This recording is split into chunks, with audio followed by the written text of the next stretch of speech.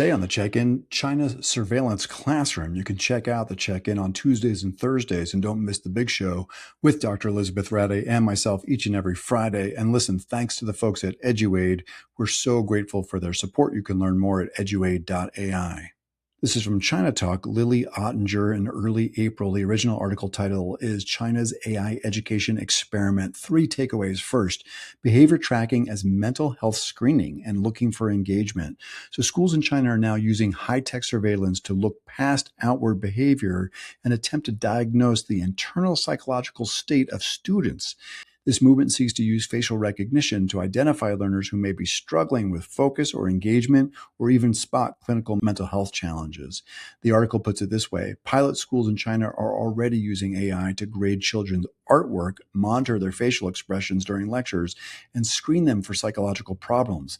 And the Ministry of Education wants schools across the country to follow suit. Takeaway 2 is about setting national standards for classroom AI. This is kind of like equity infrastructure. The Chinese government is moving beyond localized trials to establish standardized a national digital framework.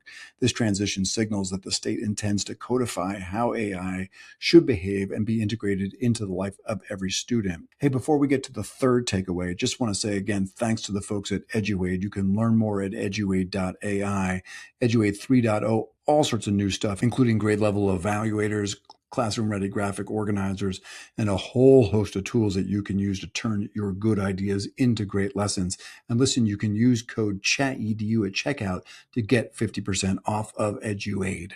Takeaway 3, quantifying the seemingly unquantifiable. The most personal aspects of learning, including artistic expression and emotional response, are being translated into data sets for machine analysis.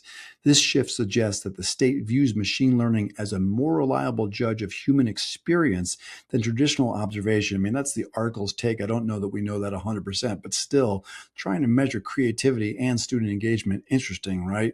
So this is a unique phenomenon that could probably only happen in a country like China, right? In many Western democratic nations, this would not be a kind of comfortable place to be in terms of mass surveillance of students for engagement or what have you.